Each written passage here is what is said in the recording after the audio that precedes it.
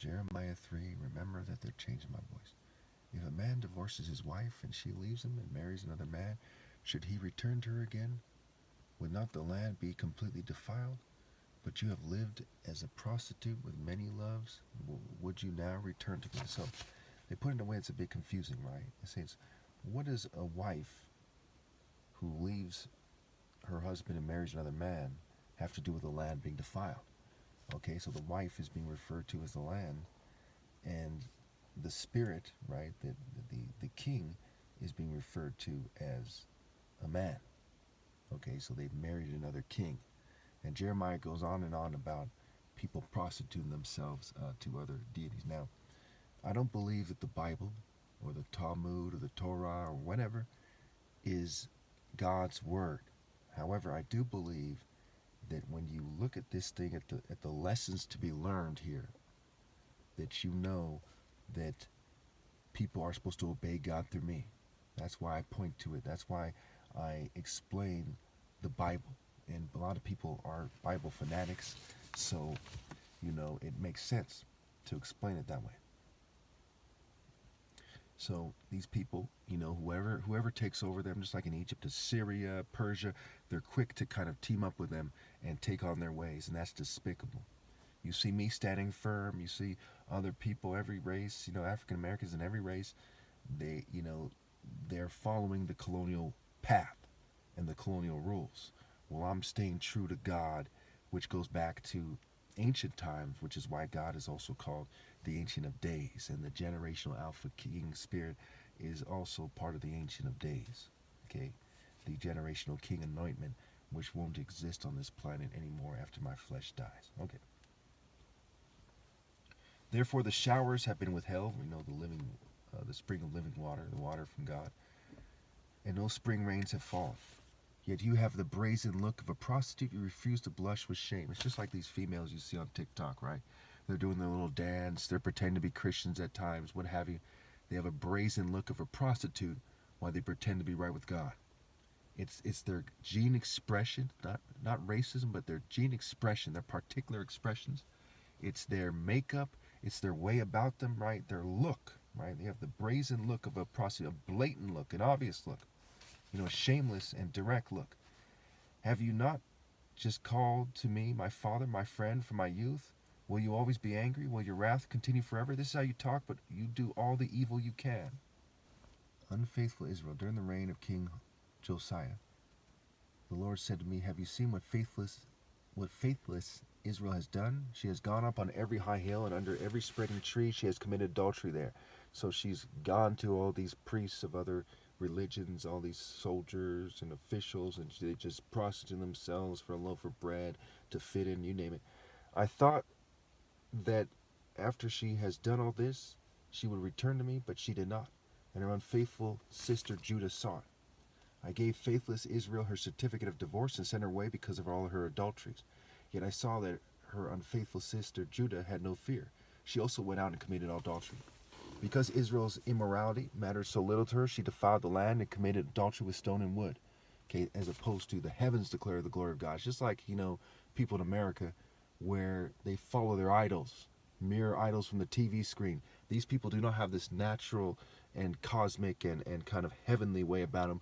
They just use psychology and technology and so on and so forth, right? Mere, human, education, mere nonsense, mere tech, mere ill-gotten gains, mere blood money, mere lip service, right? So every place like that is defiled, okay, and it's godless. I'm the only one loyal to God on the planet, and my parents are blameless. Okay. So, in spite of all this, her unfaithful sister Judah did not return to me with all her heart, but only in pretense, declares the Lord. The Lord said to me, faithless Israel is more righteous than unfaithful Judah. Go proclaim this message toward the north. Return, faithless Israel, declares the Lord. I will frown on you no longer, for I am faithful, declares the Lord. I will not be angry forever. Only acknowledge your guilt. You have rebelled against the Lord your God. You have scattered your favors to foreign gods under every spreading tree and have not obeyed me, declares the Lord. So the tree of knowledge, right, it's spreading, they're multiplying. Eventually it's going to be the grains of sand on the beach, Gog and Magog. It's how the Bible ends, where they're cut off from heaven and God is fed up and he's not going to endure their disobedience forever. The curses keep increasing, increasing, until their offspring are finally cut off with no way back after my flesh dies. Okay. All right. Only knowledge of guilt you have rebelled against the Lord your God. You have scattered your favors to foreign gods under every spreading tree, and have not obeyed me, declares the Lord. Return, faithless people, declares the Lord, for I am your husband. I will choose you, one from a town and two from a clan, and bring you to Zion. Then I will give you shepherds after my own heart, who will lead you with knowledge and understanding. In those days, when your numbers have increased greatly in the land, declares the Lord, people will no longer say the ark of the covenant of the Lord. It will never enter their minds or be remembered. It will not be missed, nor will another nor will another be weeping and pleading, and the pleading of the people will not be made. So there's a few typos there. Okay, so basically what's saying that, you know, Zion is somewhere else, not in this physical realm, right? Because they're there by Israel, they're there in Israel, and the place that's the physical location called Zion, Mount Zion, is not the true spiritual location. So they're cut off, right? They're in the land, but they're cut off from the spiritual source. Okay, and he's saying, I'm going to take a couple of you and discard the rest of you.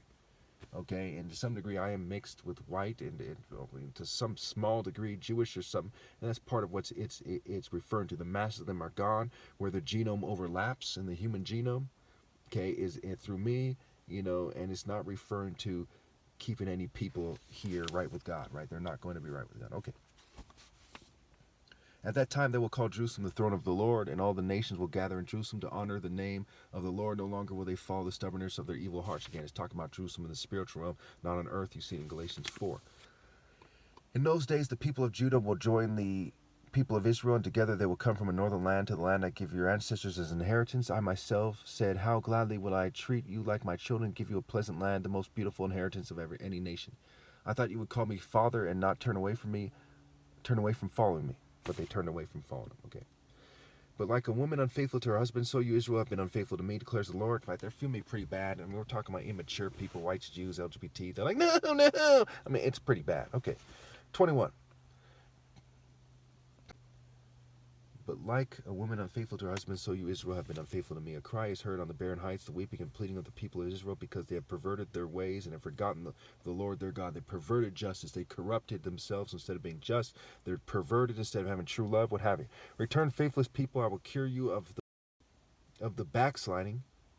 Yes, we will come to you, for you are the Lord our God. Surely the idolatrous commotions on the hills and mountains is a deception. Surely in the Lord our God is the salvation of Israel. From our youth, shameful gods have consumed the fruits of our ancestors' labors, their flocks and herds, their sons and daughters, right? They bred toward being pitiful is what it's saying. Let us lie down in our shame and let our disgrace cover us. We have sinned against the Lord our God, both we and our ancestors. From our youth till this day we have not obeyed the Lord our God. Again, generational ill-gotten gains. That's why the kingdom of heaven is taken away from in this story.